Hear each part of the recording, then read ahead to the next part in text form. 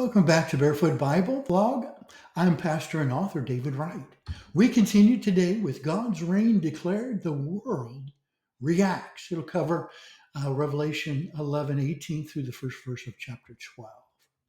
And the nations were angry, and thy wrath is come, and the time of the dead that they should be judged, and that thou shouldst give reward unto thy servants the prophets, and to the saints, and them that fear thy name, small and great, and shouldst destroy them which destroy the earth.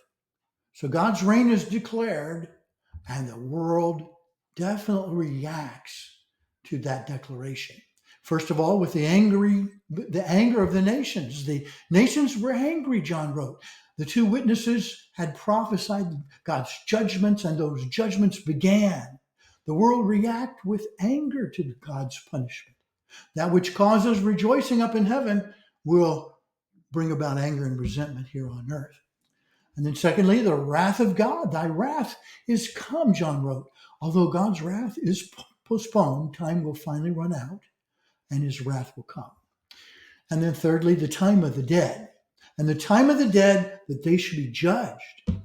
Final judgment is coming for those who died without Christ. They'll stand before the one who holds the keys of hell and death, and Jesus will be their judge. The reward of the servants, that thou shouldst give reward unto thy servants, John wrote. And this prophecy looks forward to rewarding the prophets and the saints and them that fear thy name. God keeps his word. He'll reward his servants. We'll see that in Revelation 20. And then the destruction of the destroyer. Judgment on Satan and the Antichrist and his followers, it's coming. And this prophecy points to the bowls of wrath, chapter 16, verse 1 through 17, ultimately ending the Antichrist's judgment. Let's move on to verse 19. And the temple of God was opened in heaven, and there was seen in his temple the ark of his testament. And there were lightnings and voices and thunderings and an earthquake and great hail. You might remember John began chapter 11 measuring a rebuilt temple, which the Antichrist will defile during the last half of the tribulation. He ends this chapter now with a glimpse of the temple of God in heaven. Chapter 12 is another interlude or parenthesis, as some call it, because the imagery in chapters 12 and 13, many consider interpreting these chapters the most challenging of your study of the book of Revelation. The author has followed a few fundamental principles or guidelines for a correct interpretation of books like Revelation, prophetic scripture. First of all, God is the expert at language and communication. In God's inspired word, he said exactly what he intended. The reader should interpret the meaning literally, unless you come to something symbolic and it's clearly symbolic. When the text is metaphor or symbolism, the Lord often provides the interpretation within either that context or other scripture. The immediate text should be your primary source, and scripture ought to be sought from other passages when it cannot be. We should not automatically interpret prophecy symbolically or as metaphor. Some will take and make entire books of prophecy symbolic just to change the intended meaning or fill the text with their agenda.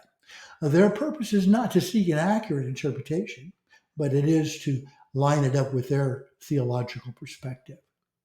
Now, there are three main characters in chapter 12. The woman, seen in verse 1, who represents the nation of Israel. The red dragon in chapter 12, verse 3, which represents Satan. And then the child in chapter 12, verse 5, who will represent Jesus.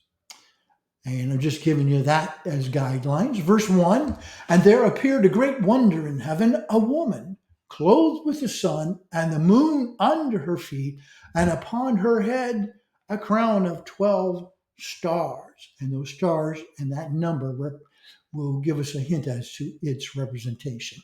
We're going to continue this next Thursday with the great wonder, a woman, a dragon, a child.